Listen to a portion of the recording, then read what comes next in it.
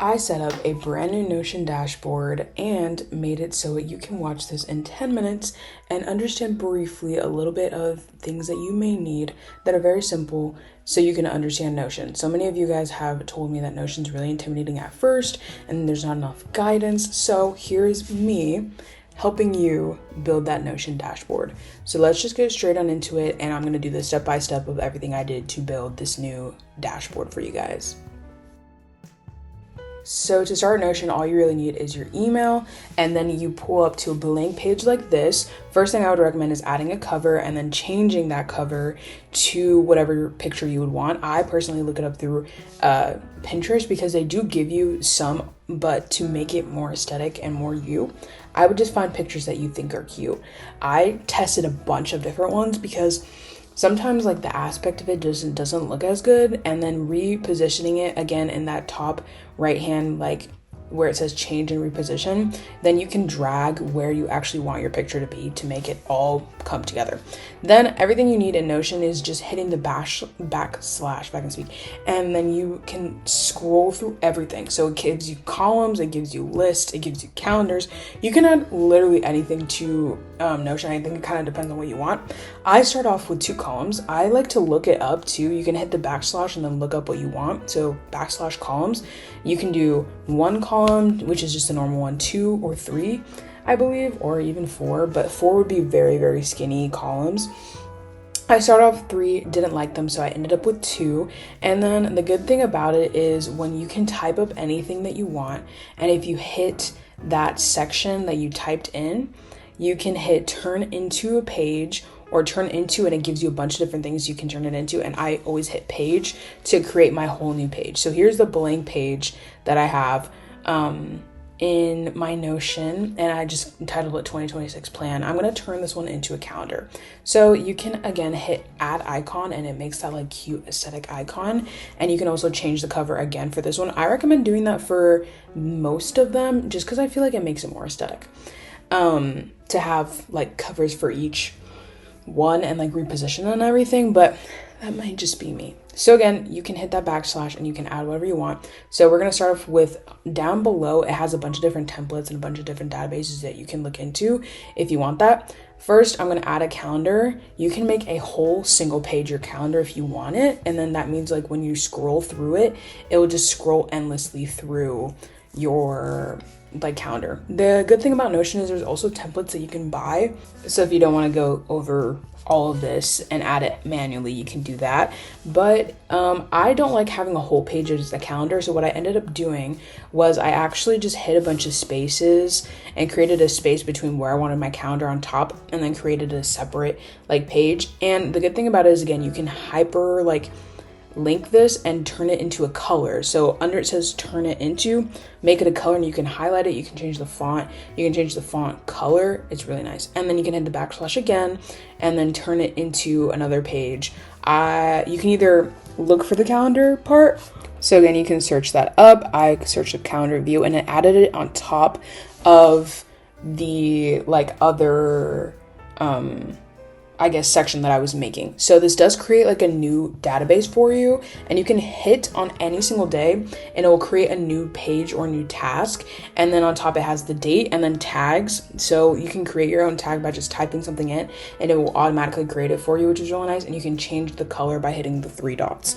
Then you can add another property, which could be like maybe a different tag that you want to have, or the status of it. Is it in progress? Is it complete? Things like that. All of this is really customizable. You can go into the actual property and change the color of it. I always like to do, if I'm doing status, not started as red, in progress as yellow, and then the last one done as green, and then adding an icon again. You can even add a cover if you want to, and you can literally hit any single day and start a new page, and you can also type it out.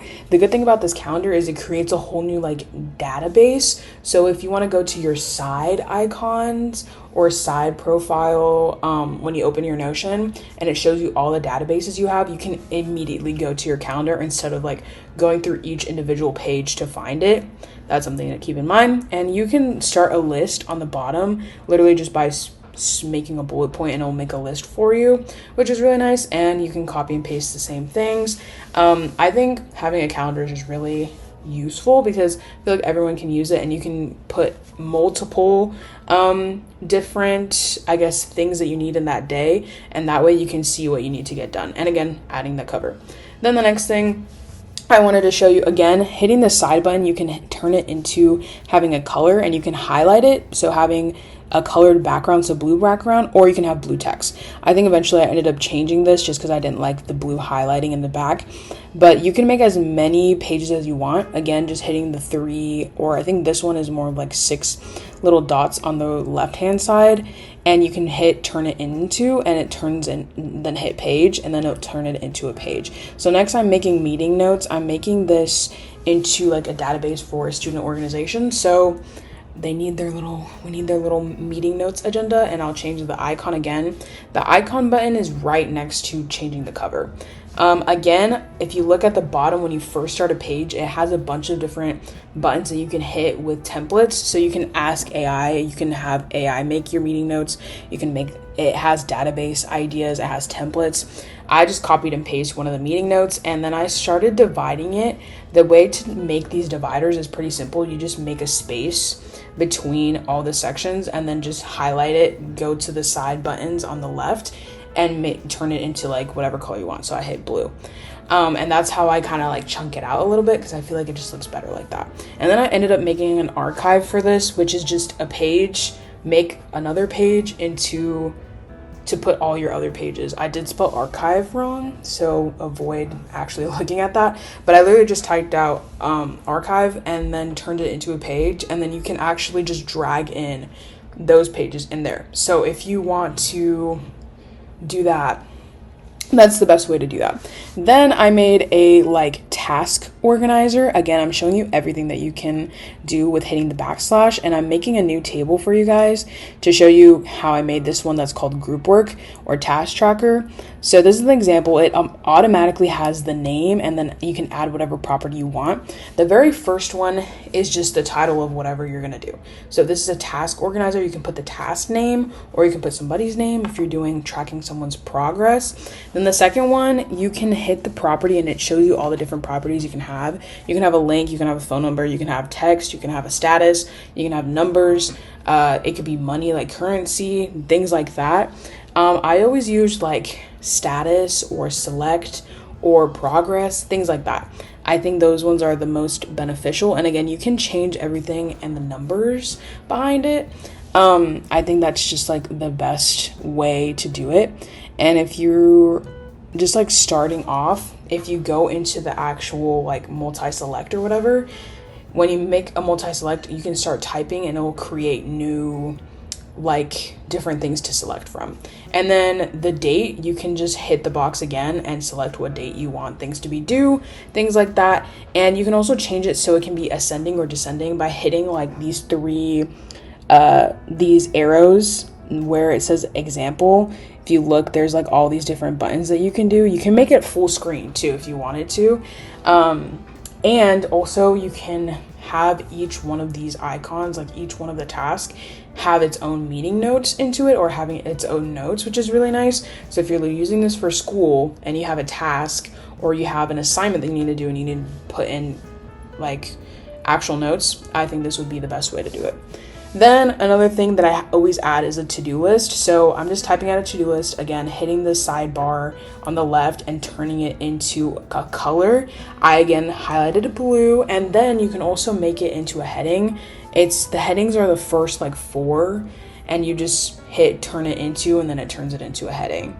And you can hit the backslash, and it gives you all the different types of to-do list that you can make. You can make a numbered one, you can make an actual to-do list where you can check it off while it goes, or you can make a toggled one, which is like it has the heading and then you make bullet points under that. So depending on what you like, if you like the number, if you like the to-do list, or you like the toggled one, I use more the to-do list and the toggle one than the numbered one, just because I don't really feel the need to use that. And again, everything is really easy to like change, compare, just hit the side left button, and that's kind of it. So that's everything that I would start off with. Start off with creating a page, start off with creating a table and a to-do list. Then from there, if you want to experiment more, you could always like make, I guess, look for templates and make different pages from there. This one's really, really simple. This is just to get you started. Here's an example of my other one that I've made, and this one again is very simple to look at, but then here's my school page where I have 3 different columns like I said, and then I added in links and added in like different planners and things like that. And an assignment tracker. The assignment tracker is literally just a table. I also have a content planner. All of these things just started off with simple pages, and then slowly I started integrating different things. And that is everything that I think you would need. So again, you would need your to-do list, maybe a tracker of some sort. You can make different pages. All of this is very customizable. So I hope that this kind of gives you a guiding point of where you can start when making your Notion page. I personally think that it is obviously intimidating to start off with, but again, remember, all you need is a backslash. You hit the backslash, you look at all the different things that you want, and you just start creating.